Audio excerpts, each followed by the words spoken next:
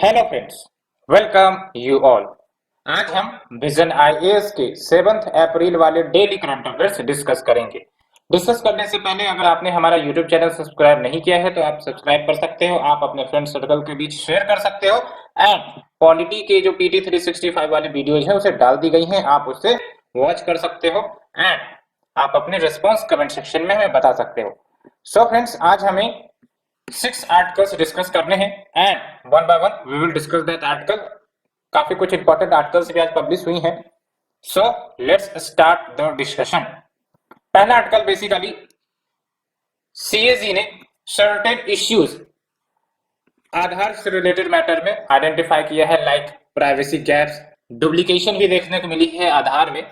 तो यहां से आपका ये इश्यू निकल कर आता है। पहली बात तो आपको पता होनी चाहिए कि जब हम सीएजी की बात करते हैं तो ये कॉन्स्टिट्यूशनल बॉडी है। आर्टिकल 148 के अंतर्गत सीएजी को कॉन्स्टिट्यूट किया गया है। और सीएजी का क्या काम होता है, तो बेसिकली जो भी गवर्नमेंट एक्सपेंडिचर सब होती है उनको ये ऑडिट करते हैं कि जो एक्सपेंडिचर की गई हैं वो एक प्रकार से सही तरीके से की गई है या नहीं, क्या कुछ गैप है, इन सबको आइडेंटिफाई करने का काम सीएजी करते हैं।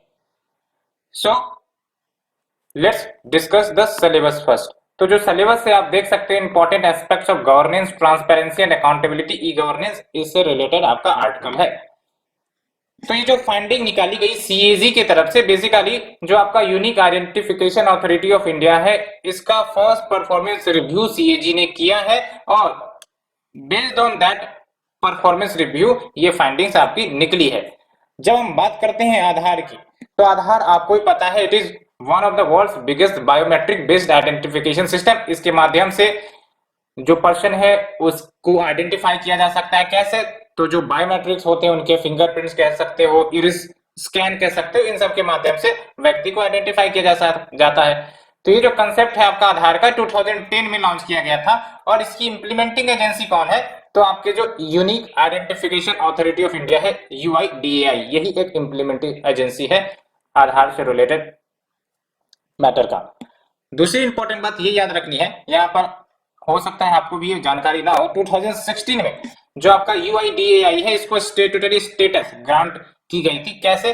तो जो आपका Aadhaar targeted delivery of financial and other subsidies benefit and services act 2016, या फिर इसको कॉमनली हम आधार एक्ट 2016 कहते हैं, तो ये आपका एक्ट पास किया गया था और इसी एक्ट के माध्यम से यूआईडीएआई को स्टेट्यूटरी स्टेटस मिल गया था। तो ये जरूर याद रखनी है क्या की फाइंडिंग्स है और क्या रिकमेंडेशंस दी गई हैं। तो पहली बात तो ये इश्यू आप देख लो फर्स्ट वाली, कि जो आपका रेसिडेंशियल स्टेटस है, जैसे फॉर एग्जांपल कोई व्यक्ति है जिसको हम रेसिडेंट बुलाते हैं। Resident is different from citizen, आपको पता होना चाहिए। एंड अगर हम बात करें यूआईडीएआई रूल्स के तहत, तो any person before applying for the Aadhaar, अगर उसका 182 डेज या फिर उससे ज्यादा का दिन भारत में बीता है, तो फिर वो आपका रेसिडेंट कहला सकेगा एंड बेस्ड ऑन दैट वो फिर आधार के लिए रजिस्ट्रेशन करा सकता है। अब इंपॉर्टेंट बात ये है कि जो यूआईडीएआई है, इन्होंने कोई स्पेसिफिक प्रूफ या डॉक्यूमेंट्स या प्रोसेस प्रिस्क्राइब नहीं किए हैं to confirm the person's residential status. तो इसका मतलब ये हुआ कि कोई व्यक्ति सेल्फ डिक्लेरेशन कर दे कि हाँ मैं 182 दिन या उससे पहले से ही भारत में रह रहा हूं, तो फिर जो एप्लीकेशन वो एक्सेप्ट कर लिए जाएंगे। बिकॉज आप देख सकते हो अभी फिलहाल सेल्फ डिक्लेरेशन है, अगर हमने डिक्लेरेशन कर दिया yes I am living from more than 182 days, तो इसका मतलब वो एप्लीकेशन हो जाएंगी। तो अभी रिकमेंडेशन ये दी गई है कि there should be a procedure and documentation to verify the residential status. ठीक है। दूसरा है आपका कि ये भी देखा गया है कि जो आधार इश्यू किए गए हैं उसमें डुप्लीकेशंस मिली है, यानी कि more than one Aadhaar is there जहां पर आपके सेम बायोमेट्रिक मैच करते हैं। तो इसका मतलब क्या है, देयर इज ए फ्लो, या फिर यूं कह सकते हो डी डुप्लीकेशन प्रोसेस। तो इसके लिए क्या रिकमेंडेशन दी गई है कि जो सर्विस लीगल एग्रीमेंट पैरामीटर्स हैं जो किए जाते हैं among the biometric service providers, उसको टाइटन किया जाए। Next is your Aadhaar to minor children below the age of 5, जिसको हम बाल आधार कहते हैं, यानी कि 5 वर्ष के कम उम्र के बच्चों को जो आधार जारी किया जाता है उनको हम बाल आधार कहते हैं। और ये जो आपका बाल आधार का कंसेप्ट है, कहीं ना कहीं it is against the basic tenant of the Aadhaar act, and इसके कारण ह्यूज कॉस्ट फेस करनी पड़ती है। कैसे ह्यूज कॉस्ट फेस करनी पड़ती है? बिकॉज माइनर चिल्ड्रन, आपको ही पता है कि इनके जो फिंगरप्रिंट्स है वो टाइम टू टाइम चेंज हो जाते हैं। तो जब वो फिर एक सर्टेन उम्र में जाएंगे, लेट्स से कि 15 इयर्स, तो उनको दोबारा से फिंगरप्रिंट रजिस्टर करवाना पड़ेगा, तो दोबारा से कॉस्ट बढ़ जाती है। तो क्या रिकमेंडेशन दी गई है कि अल्टरनेट तरीके ढूंढे जाएं सो दैट जो बायोमेट्रिक्स है उसकी यूनिकनेस को कैप्चर किया जा सके, सो दैट हमें दोबारा से इन बच्चों के बायोमेट्रिक्स को कैप्चर करने की जरूरत ना पड़े। तो इसीलिए अल्टरनेट वेज एक्सप्लोर करने की बात कही गई है।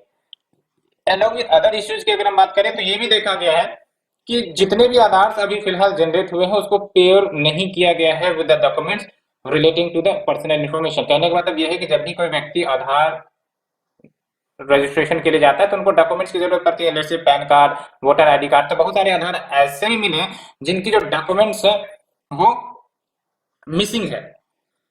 तो इसका मतलब क्या हुआ कि उस मिसिंग गैप को खत्म करना पड़ेगा। तो क्या रिकमेंडेशन दी गई है? तो देख सकते हो, प्रोएक्टिव स्टेप्स लिए जाएं to identify and fill the missing documents so that बाद में कोई लीगल कॉम्प्लिकेशंस ना हो। साथ ही साथ no system to analyse the factors leading to authentication errors, यानी कि आपने भी देखा होगा बहुत बार जब आप कुछ सिम लेने गए या फिर कुछ आधार बायोमेट्रिक से पैसे निकालने गए तो ऑथेंटिकेशन एरर्स आती है। तो आखिरकार ये ऑथेंटिकेशन एरर्स क्यों आती है, इसको एनालाइज किया जाए। बिकॉज इसके कारण क्या होता है कि लेट्स से कि मैंने कुछ सिम खरीदने गया और वहां पर आधार की ऑथेंटिकेशन रिक्वायर्ड है। अब हो सकता है वहां पर ऑथेंटिकेशन हमारी नहीं हो पाई, तब तो एक प्रकार से परेशानियां बढ़ गई ना। दैट्स वाई जो सक्सेस रेट ऑफ ऑथेंटिकेशन है वो अभी फिलहाल बहुत ही लो है, तो इसको इंप्रूव करने की जरूरत है। कैसे? तो जो फेल्यूर केसेस है उसके कारण को आइडेंटिफाई किया जाए। Along with no verification of infrastructure and technical support of requesting entity, यानी कि जो भी आधार डाटा को रिक्वेस्ट करते हैं तो बिफोर ग्रांटिंग द अप्रूवल उनके पास जो प्रॉपर इंफ्रास्ट्रक्चर है या नहीं है उन सब का वेरिफिकेशन किया जाए। ठीक है, तो देख सकते हो प्रॉपर वेरिफिकेशन हो टेक्नोलॉजिकल सपोर्ट का बिफोर ग्रांटिंग द अप्रूवल। साथ ही साथ क्या अदर इश्यूज आइडेंटिफाई की गई हैं? No data archiving policy. तो अभी क्या होता है, डाटा जो भी आधार से रिलेटेड जनरेट होते हैं वो स्टोर तो किए जाते हैं, लेकिन there is no data archiving policy कि हाँ डाटा को किस वे में स्टोर किया जाएगा, as well as other rules and regulation. जबकि आपको भी पता है data is very important thing and which is related to our personal information.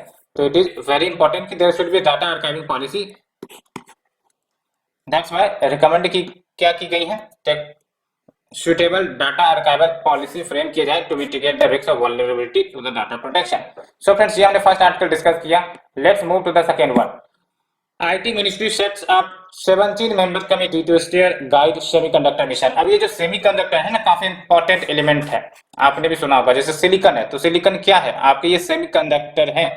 और सेमीकंडक्टर का इस्तेमाल बहुत सारे सेक्टर्स में होते हैं, सोलर टीवी पैनल्स बनाने के लिए, ये जो आप इलेक्ट्रॉनिक डिवाइसेस देखते हो, मोबाइल, लैपटॉप, इन सब में भी सेमीकंडक्टर एलिमेंट का इस्तेमाल होता है। अब जाहिर सी बात है आने वाले समय में जो सेमीकंडक्टर डिवाइसेस है या फिर सेमीकंडक्टर रॉ मटेरियल्स है उसकी डिमांड तो बढ़ेंगे, बिकॉज टेक्नोलॉजिकल इक्विपमेंट, गैजेट्स, इन सब की डिमांड बढ़ रही है। As well as we are moving to the artificial intelligence system in the coming years.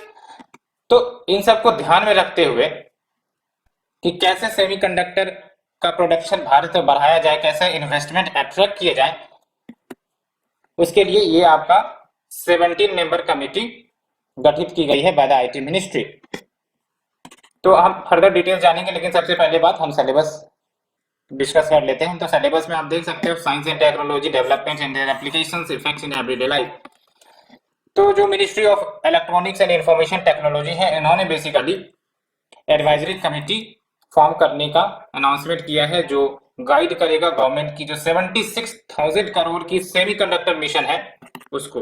Because अब ये मिशन तो लॉन्च कर दी गई है, लेकिन इस पैसे को कहाँ खर्च किया जाए, किस क्षेत्र में ज्यादा इन्वेस्टमेंट हो, तो इन सब के लिए आपका ये रिकमेंड करेगा। And we have the India semiconductor mission. ये बेसिकली आपका डेडिकेटेड नोडल एजेंसी है for the semicon India programme, यानी कि semicon India programme basically government चला रही है, जिसका फोकस वही है कि sustainable semiconductor and display system Bharat में विकसित हो, भारत में इंडिजीनियसली प्रोड्यूस हो, और इसके लिए जो डेडिकेटेड नोडल एजेंसी कौन है, इंडिया सेमीकंडक्टर मिशन। एंड देख सकते हो as a part of this programme government ने several incentives and support systems companies को प्रोवाइड की है which are engaged in the silicon semiconductor manufacturing, display fabs manufacturing। तो इन सबको गवर्नमेंट ने इंसेंटिव्स दिए हैं सो दैट इंडिजीनियसली ये सब प्रोडक्ट्स भारत में प्रोड्यूस हो। बिकॉज अगर हम इंपोर्ट करना शुरू करें तो कभी हो सकता है सप्लाई चेन मिसमैनेजमेंट हो जाए, तो फिर हमारी capability to produce these electronic devices वो कहीं ना कहीं डिस्टर्ब हो सकती है। दैट्स व्हाई ये जो सेमीकंडक्टर रॉ मटेरियल्स है उसको इंडिया में बनाए जाए। और आप देख सकते हैं ये जो कमिटी है it will be chaired by minister of मैथी एंड मेंबर्स आपके देख सकते हो इसमें गवर्नमेंट के, इंडस्ट्री के, एकेडमिया इन सबके होंगे। साथ ही साथ जो मिनिस्टर ऑफ स्टेट है ये आपके वाइस चेयरपर्सन होंगे, सेक्रेटरी जो मैथी की है वो कन्वीनर होगी। एंड कमिटी को क्या टास्क दिया गया है, किस चीज पर जानकारी देंगी, तो कैसे हम रिजिलेंट सप्लाई चेन बना सकते हैं। रिजिलेंट सप्लाई चेन का मतलब यही है कि हम कैसे अपनी डोमेस्टिक मैन्युफैक्चरिंग को बूस्ट कर सकते हैं। बिकॉज लेट्स से कि अगर वर्ल्ड ओवर पर सेमीकंडक्टर की कमी हो गई तो फिर उसका असर भारत में भी देखने को मिल सकता है। लेकिन अगर भारत में इंडिजीनियस प्रोड्यूस हो रहा है सेमीकंडक्टर रॉ मटेरियल सबका, तो जाहिर सी बात है उतना असर ग्लोबल एफिशिएंसी का भारत पर नहीं पड़ेगा। तो यहाँ पर आप देख सकते हो building A resilient supply chain and promoting the investment, साथ साथ फाइनेंसिंग मैकेनिज्म है, global engagement with investors, research and the experts, research and innovation को प्रमोट किए जाएंगे, IP generation for the semiconductor, IP यानी कि इंटेलेक्चुअल प्रॉपर्टी जनरेशन। अब जब हम बात करते हैं सेमीकंडक्टर तो इसको पता ही है आपको, ये फिजिकल सब्सटेंस है जिसको बनाई जाती है, डिजाइन की जाती है सो दैट जो इलेक्ट्रिक करंट है उसके फ्लो को कंट्रोल किया जा सके, मैनेज किया जा सके in the various electronic devices and equipments. जैसे फॉर एग्जांपल सोलर पैनल की बात करते हैं, है ना, एंड जो आपके मदरबोर्ड होते हैं कंप्यूटर्स के, लैपटॉप्स के, उनमें भी आपका ये इस्तेमाल होता है। सेमीकंडक्टर डिमांड ड्राइवर्स, कहाँ कहाँ सेमीकंडक्टर की डिमांड तेजी से बढ़ती दिख रही है। तो इंडिया में आपको पता है रैपिड डिजिटाइजेशन हो रहा है, अब इतने सारे electronic equipment end devices, laptops की डिमांड बढ़ गई है, तो जाहिर सी बात है कि जो सेमीकंडक्टर की डिमांड है वो भी बढ़ेगी because it is an input. तो ये बातें हो गई। साथ ही साथ टेक्नोलॉजिकल एडवांसमेंट जो हो रहे हैं in the capacity of intelligent computing and artificial intelligence growth, इसके कारण भी सेमीकंडक्टर की जो डिमांड है वो बढ़ रही है। चैलेंजेस क्या फेस हो रही है तो आप देख सकते हो हाईली कॉम्प्लेक्स प्रोसेस होती है चिप मैन्युफैक्चरिंग का, मैसिव इन्वेस्टमेंट की जरूरत होती है, साथ ही साथ स्किल्ड वर्कफोर्स की भी कमी है। तो ये सब कुछ चैलेंज है, ये चैलेंज आप लिख सकते हो अदर सेक्टर्स के लिए भी, ठीक है। जैसे for example massive investment requirements, ये तो कॉमन हो गया, लैक ऑफ स्किल्ड वर्कफोर्स, ये दोनों कॉमन है, कहीं पर भी चिपका सकते हो। सो फ्रेंड्स ये बातें हो गई। Let's move to the next article, death due to lightning strikes. तो बेसिकली लाइटनिंग स्ट्राइक्स क्या होती है उसे हम डिस्कस करेंगे, लेकिन सबसे पहली बात तो कि कंटेक्स्ट क्या है। तो लोकसभा में जो मिनिस्ट्री ऑफ अर्थ साइंस है उन्होंने रिटन रिप्लाई दिया है रिगार्डिंग द इंफॉर्मेशन कि आखिरकार क्या क्या स्टेप्स ली गई हैं to mitigate the lightning strike impact. और आपको पता ही है अभी लोकसभा सेशन चल रही थी, लेकिन अब इसे एडजर्न सिन डाई डिक्लेयर कर दिया गया है। एंड एडजर्न सिन डाई का क्या मतलब होता है आप हमें कमेंट सेक्शन में बताओ, ठीक है। So we discuss the syllabus first. तो आर्टिकल नंबर आप देख सकते हो डिजास्टर इन डिजास्टर मैनेजमेंट में आपका ये कवर होगा। तो जब हम बात करते हैं लाइटनिंग की, इसका मतलब क्या होता है, मैसिव डिस्चार्ज ऑफ इलेक्ट्रिसिटी, कहाँ से, एटमॉस्फेयर से, क्लाउड से। और यही जब डिस्चार्ज होता है आपका इलेक्ट्रिसिटी, तो यही जब कुछ इलेक्ट्रिसिटी ग्राउंड सरफेस पर आ जाती है, अर्थ के सरफेस पर आ जाती है, तो फिर ये आपका काफी ज्यादा नुकसान लोगों को, लिविंग ऑर्गेनिज्म को, ट्रीज को, इवन एग्रीकल्चर को प्रोवाइड कर सकती है। समझ में? एंड आप देख सकते हैं ये जो डिस्चार्जेज है, जो भी इलेक्ट्रिक डिस्चार्जेज हो रहे हैं, ये आपका किससे जनरेट होते हैं? मॉइस्चर बियरिंग क्लाउड्स के माध्यम से, which are 10 to 12 kilometre tall. Because आप समझने की कोशिश करो कैसे आपका लाइटनिंग होती है, लाइटनिंग कैसे फॉर्म होती है। तो पहली बात तो ये जो आपका क्लाउड बन रहा है, आपको भी पता है, मॉइस्चर जब ऊपर उठ रहा होता है और जब ऊपर जाने के बाद वो कंडेंस होते हैं तो क्लाउड बनने लगती है। तो जैसे जैसे कंडेंस होते हैं तो क्लाउड के अंदर जो आइस होते हैं ना, वो बेसिकली ऊपर नीचे होते रहते हैं, ठीक है, because of latent heat of evaporation, latent heat of condensation, ये ऊपर नीचे होते रहते हैं। और अल्टीमेटली जो आपके आइस पार्टिकल्स हैं वो सेग्रीगेट हो जाते हैं into the plus charges and minus charges. तो जैसे ये सेग्रीगेट हो गए तो इसका मतलब क्या हुआ? अब इलेक्ट्रिसिटी इससे फ्लो करने लगेगी, इलेक्ट्रिक करंट इससे फ्लो करने लगेगा, और जैसे ही ये आपका पैटर्न बना, लाइटनिंग स्टार्ट हो जाएगी, ठीक है। एंड यही लाइटनिंग का कुछ पोर्शन हमारे अर्थ पर भी आ सकता है, because earth surface is good conductor of electricity. That's why जो भी चार्जेज है वो अर्थ की तरफ अट्रैक्ट हो जाती है। यहाँ पर आप देख सकते हो, है ना, चार्जेस रेड कलर में आप देख रहे हो, रेड चार्जेस, तो ये अट्रैक्ट हो जाती है अर्थ की तरफ। दैट्स वाई आप कभी लाइटनिंग शॉक्स देखते होगे, हॉरिजेंटली भी देखते होगे, वर्टिकली भी देखते होगे। वर्टिकली क्यों? जब वो अर्थ की तरफ आ जाती है। हॉरिजेंटली क्यों? जैसे कि ये आपका दूसरा बादल है, ये आपका दूसरा बादल है, अब ये प्लस इधर भी है, प्लस इधर भी है, माइनस इधर भी है, तो प्लस माइनस इधर से आपका अट्रैक्ट हो जाएगा, ठीक है। तो दैट्स वाई, तो ये है आपका basic concept about the lightning. और मैं आपको बता दिया कि कैसे लाइटनिंग फॉर्म होती है। और आप देख सकते हो, as earth is a good conductor of electricity, about 15 to 20% of the current gets directed towards earth, ठीक है। अब इनिशिएटिव्स क्या ली गई है गवर्नमेंट के द्वारा, तो देख सकते हो मिनिस्ट्री ऑफ अर्थ साइंस ने फोरकास्ट एंड वार्निंग सिस्टम्स जारी किए हैं थंडरस्टॉर्म्स के लिए, as well as associated weather phenomena 5 days in advance. यानी कि जब भी इस प्रकार की घटना घटने लगती है तो 5 दिन पहले ही इन सब की जानकारी एडवाइजरी के फॉर्म में ministry of earth science generate कर देती है। साथ ही साथ Indian institute of tropical meteorology Pune, इन्होंने basically lightning location network develop किया, जिसके माध्यम से जहां पर भी लाइटनिंग होने की संभावना है उसको आइडेंटिफाई किया जा सकेगा। तो ये बातें हैं। And we have the Damini lightning app, और ये आपका आईआईटी नहीं, basically Indian institute of tropical meteorology ने ही डेवलप किया है for monitoring all the lightning activity. ये दामिनी ऐप काफी इंपॉर्टेंट है, काफी अच्छी है, आपने यूज की होगी, मैंने तो यूज की है, काफी अच्छी। ये बता देगा आपको कि आपका कब कहाँ कहाँ आपका लाइटनिंग हो सकता है। एक बार आप मैप जरूर ओपन करना है दामिनी ऐप का। And we have the NDMA advisory जो जारी की जाती है स्टेट गवर्नमेंट को या यूटीज को। सो फ्रेंड्स, ये हमने डिस्कस किया, let's move to the next one. और कुछ तो नहीं डिस्कस करने में इसमें, हाँ, let's move to the next one. Only Indian entities can do mapping territorial surveys. तो ये आपका स्टेटमेंट जारी की गई है union minister of science and technology के द्वारा कि जो इंडियन एंटिटीज हैं उन्हीं को परमिशन है कि वो मोबाइल मैपिंग या फिर street view surveys carry out कर सकते हैं।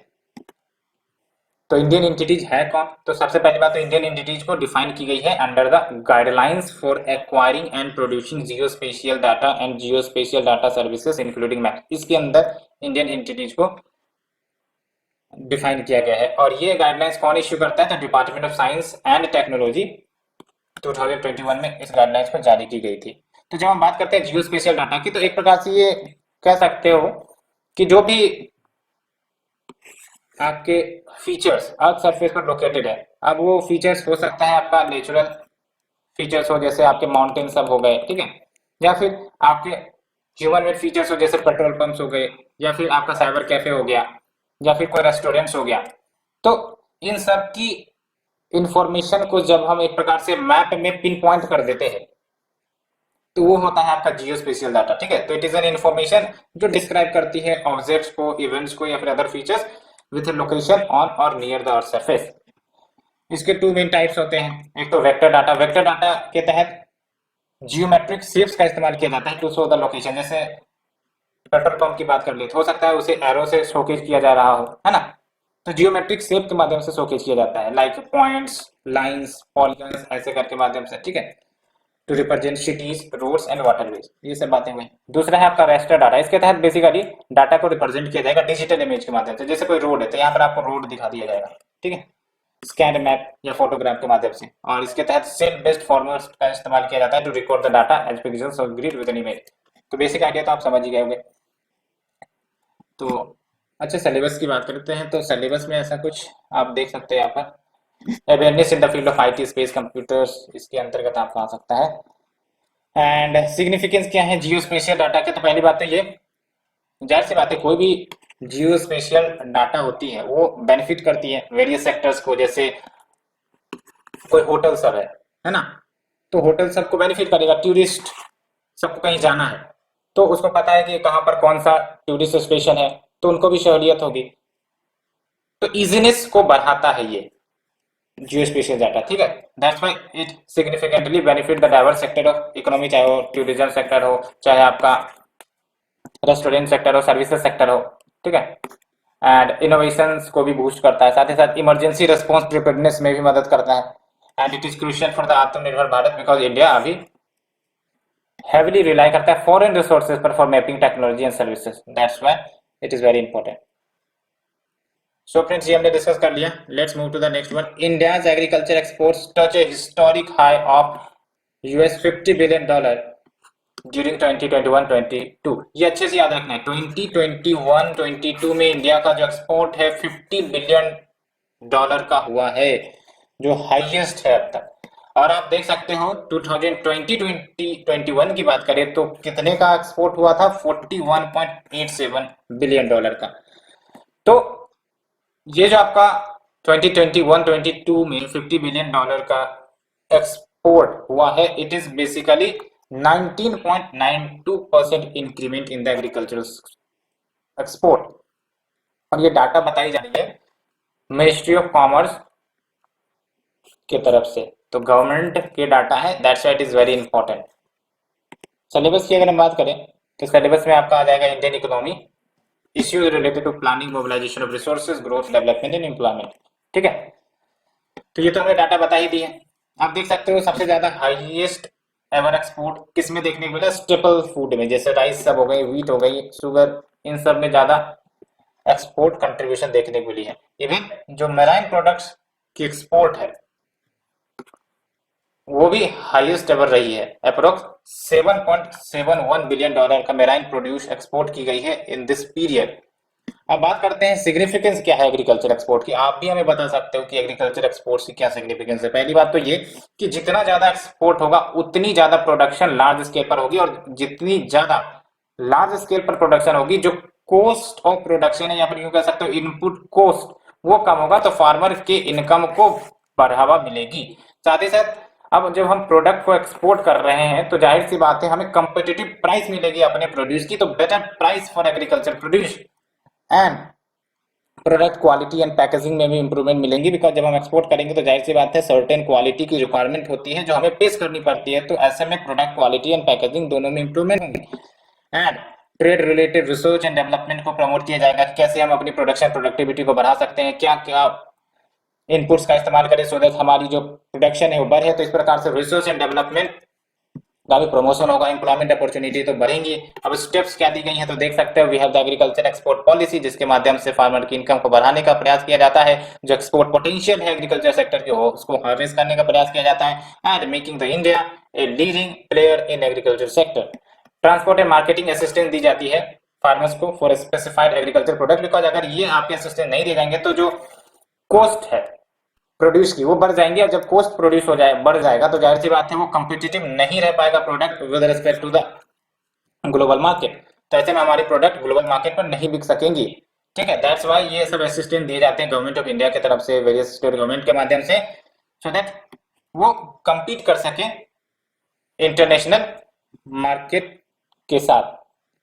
साथ ही साथ देख सकते हो असिस्टेंस दी जाती है for the international component of freight to mitigate the freight disadvantage. Because freight cost को अगर जोड़ दिया जाए तो प्रोडक्ट की जो एक्चुअल कॉस्ट है वो और ज्यादा बढ़ जाएगी। And way the farmer connect portal, जो फार्मर्स एफपीओ यानी कि फार्मिंग प्रोड्यूसर ऑर्गेनाइजेशंस कोऑपरेटिव्स के लिए बनाई गई हैं, और ये सब इंटरेक्ट कर सकते हैं एक्सपोर्टर के माध्यम से। And regular interactions with Indian missions abroad, ये बातें हैं। साथ ही साथ एक्सपोर्टर्स जो भी एग्रीकल्चर प्रोड्यूस एक्सपोर्ट करते हैं उनको असिस्टेंस दिया जाता है under the export promotion schemes, जैसे एपेडा है ना, agriculture promotion export development authority है, फिर एमफेडा है, टी बोर्ड है। तो ये सब भी आपके वेरियस प्रमोशन स्कीम्स चलाते हैं जो एक्सपोर्टर्स को असिस्ट करते हैं। And we have the next one, national medical commission releases draft guidelines for national register of doctors after licentiate exam. तो क्या ये ड्राफ्ट गाइडलाइंस है उसे हम डिस्कस करते हैं, लेकिन सबसे पहली बात सिलेबस के साथ। When we talk about syllabus, देख सकते हो आप, issues related to the development and management of social sector या services related to health and education। तो जो आपका एनएमसी है यानी कि नेशनल मेडिकल कमीशन, इन्होंने बेसिकली 3 ड्राफ्ट गाइडलाइंस रिलीज किए हैं on the registration of the doctor. पहली बात तो आपको ये याद रखनी है कि अभी क्या एक नियम कानून है कि जो भी डॉक्टर्स होंगे अगर उनको मेडिसिन प्रैक्टिस करनी है तो उनको रजिस्टर करना पड़ेगा अपने रेस्पेक्टिव स्टेट के स्टेट मेडिकल काउंसलर्स के पास। ये देख लो आप, all doctors have to register with their respective state medical councils, without which ये प्रैक्टिस कर ही नहीं सकते। अब क्या main provisions under the draft guidelines, तो पहले बात तो ये आपका जो पहला ड्राफ्ट है लाइसेंस टू प्रैक्टिस मेडिसिन 2022, इसके तहत dynamic national medical registrar create की जाएंगी डॉक्टर्स की, और उन डॉक्टर्स की यूनिक आईडी जनरेट की जाएगी, और ये यूनिक आईडी जनरेट होगा आपका ethics and medical registration board के द्वारा। और एनएमसी आपको पता है ये जो है लाइसेंस प्रोवाइड करेंगी to the doctors to practise medicine. And the next point is that Indian medical graduates, जो भी ग्रेजुएट करके बाहर निकलेंगे वो एलिजिबल होंगे for registration for licensing to practice medicine when they complete the MBBS degree from a recognized college, as well as उनकी जो year long mandatory internship होती है, and then passing of national exit test। तो उसके बाद आपका licence के लिए रजिस्टर कर सकते हैं। जब हम बात करते हैं नेक्स्ट की, तो ये आपका प्रपोज्ड एग्जामिनेशन है जो लाइसेंस एंड रजिस्ट्रेशन प्रोवाइड कर देगा अगर इस एग्जाम को क्वालिफाई कर लिया जाता है by the eligible candidates, and thereby they can practice medicine in India। And next is your guideline for registration of foreign medical graduates, है ना, जो foreign medical graduates है अगर उनको registration करवाना है तो उनके लिए भी guidelines जारी की गई है। and where the registration of additional qualification 2022, इसके तहत basically additional qualifications की बातें की गई हैं, जैसे जो primary medical qualifications होती हैं उसके अलावा जो आपका एडिशनल क्वालिफिकेशन है उनके बारे में भी बताता है for registration under the NMC act. And we have the temporary registration of foreign medical practitioner to practise medicine India, यानी कि जो आपके फॉरेन मेडिकल प्रैक्टिशनर है अगर उनको इंडिया में प्रैक्टिस करनी है तो टेम्पररी रजिस्ट्रेशन करवाना पड़ेगा, उसके लिए कुछ गाइडलाइंस भी जारी की गई है। तो आप देख सकते हो पहले क्या होगा, यानी कि अभी क्या होता है, हेल्थ मिनिस्ट्री ये आपका टेम्पररी रजिस्ट्रेशन ग्रांट करती है, लेकिन जब ये आपका ड्राफ्ट रियलिटी बन जाएगा तो एनएमसी अब आपका ग्रांट करेगा temporary registration to such doctors. साथ ही साथ it lays down criteria for individual and institutional sponsor. ठीक है, तो जो भी आपके फॉरेन मेडिकल प्रैक्टिशनर होंगे तो उनकी क्या एलिजिबिलिटी क्राइटेरिया होगी। इंस्टीट्यूशनल स्पॉन्सर जो इन फॉरेन मेडिकल प्रैक्टिशनर को स्पॉन्सर करेंगे, इंडिया में बुलाएंगे, तो उनकी भी क्राइटेरिया ले डाउन करते हैं। और याद रखना है स्पॉन्सर रिस्पॉन्सिबल होगा for the practitioner professional conduct. So friends, ये हमने डिस्कस किया all these articles, hope you enjoyed। Thank you friend, thank you very much for the discussion।